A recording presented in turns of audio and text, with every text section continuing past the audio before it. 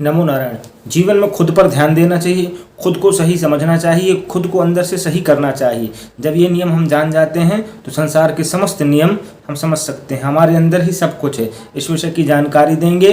Channel पर नए हो तो चैनल को सब्सक्राइब करें और इस वीडियो को अधिक से अधिक शेयर करें। प्रयास ये करें कि वीडियो को पूरा देखें। ज्ञानवर्धक कहानी है और कहीं कुछ समझ में आए तो अपनी राय आप कॉमेंट में दे दिया करें। तो सज्जनों, जीवन में जो जैसा होता है उसके अंतःकरण में वही परमाणु प्रकट होते हैं। जिसके अंदर जो जैसा भाव रखता है, जो जैसी सोच रखता है वो वैसी ही कहानी रखता है। जो जैसी सोच रखता है वो वैसी ही कहानी रखता है। कोई परिंदों के लिए बंदूक तो कोई परिंदों के लिए पानी रखता है। बहुत ही अद्भुत कहानी हमको भी कहीं सुनने में आई है, तो हमने सोचा कि हमारा जो यूट्यूब परिवार जुड़ा हुआ है उससे कहानी साझा करें। अच्छी लगी कहानी, काफ़ी मोटिवेशनल है, बहुत हद तक अच्छी है। तो इस कहानी को सुने और इससे सार समझें। एक कोई धनी व्यापारी था, कोई धनी सेठ की प्रसंग हमने सुना अभी कहीं।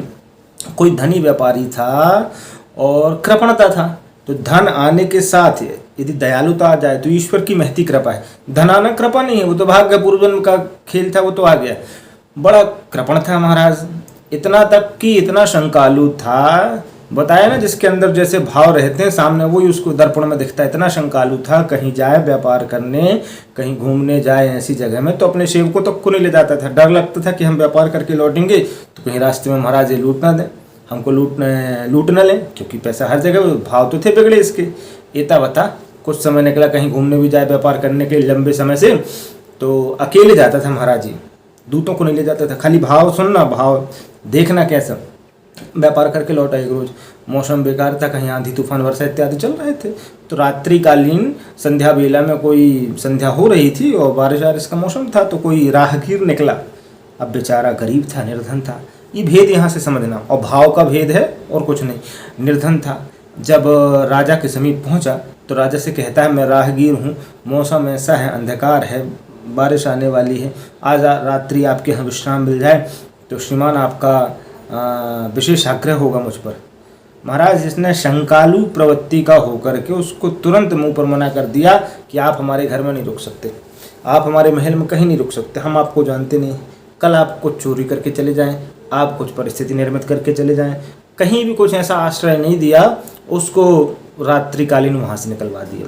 समय का चक्कर लौट करके आता है। समय बहुत दिनों बाद निकला। देखना, अब समझना, थोड़ा सा ध्यान देना, यदि पूरी वीडियो देख रहे हैं सुनना।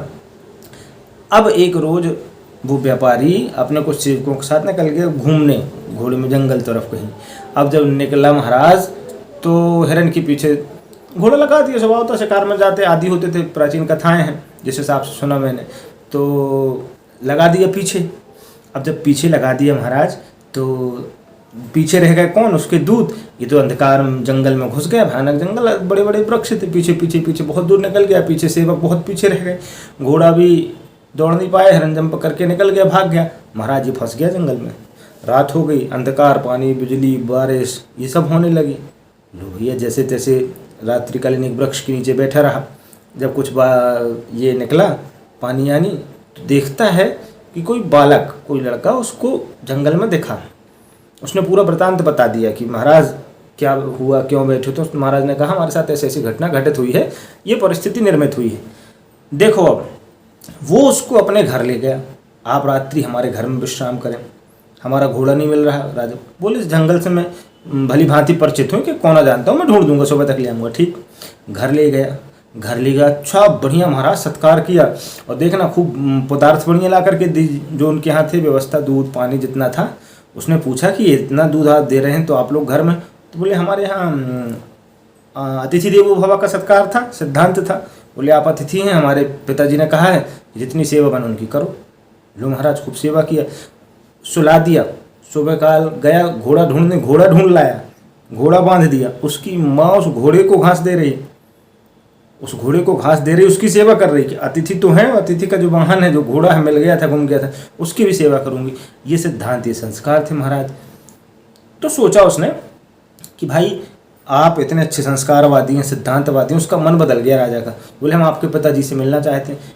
पिताजी को बोलने गया बालक कि वो राजन आपसे तो पिताजी ने पहले तो मना कर दिया, अब कहानी का सार समझना। तो बालक ने आज तक जवाब नहीं किया था पिताजी से, फिर भी पूछ लिया संकोच में कि पिताजी आपने क्यों मना किया? तो पिताजी ने कहा अभी नहीं, आप उनको जाने दो। राजा भी उत्साहित हो गया कि मैं पूछूंगा, बिना पूछे तो जाऊंगा नहीं। राजा ने पूछ लिया वो अपने पिताजी को, तो पिताजी स्वयं आ गए। जब देखा महाराज तो आंखों पैरों तले उसके ज़मीन चली गई, आंखों से आंसू बहने लगे कि बताओ, हमने अर्धरात्रि में, संध्या बेला में, गिरते हुए बिगड़ते हुए मौसम में, परिस्थिति में, उसमें इस बेचारे गरीब को निकाल दिया था। और यही वृद्ध आज हमारी इतनी सेवा किया, आज हमारी इतनी मानवता दिखी। आज तो परिस्थिति ये है कि खुद में खामियां हैं पर दूसरों से जलते हैं, चेहरे धो नहीं सकते, आईने बदलते हैं। ये परिस्थिति आज बनी महाराज। और मानवता तो प्रायः नष्ट प्राय हो चुकी है।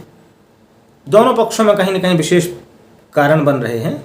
फिर भी जितने जीवन में हो, अच्छी चीज़ों को सीखें, अच्छी चीज़ों को ग्रहण करें और प्रयास ये करें कि अपने अंदर पहले झांकने का प्रयास करें। ये जीवन में अच्छे दार्शनिक हुए हैं, श्री कबीरदास जी, उनने बहुत अच्छी बात कही। कबीरदास जी ने कहा कि बुरा जो देखन में चला और बुरा न मिलिया कोई, जो दिल खोजा आपना सो मुझसे बुरा न हो। जब आप अंतरतम में उतरेंगे ना महाराज, अपने अंदर से खोजेंगे, तब जाकर के आपको समझ में आएगा। कहानियाँ बहुत सारगर्भित होती हैं। जैसे आपको इस कहानी के भाव लगे हों कमेंट में अवश्य बताएं। नमो नारायण।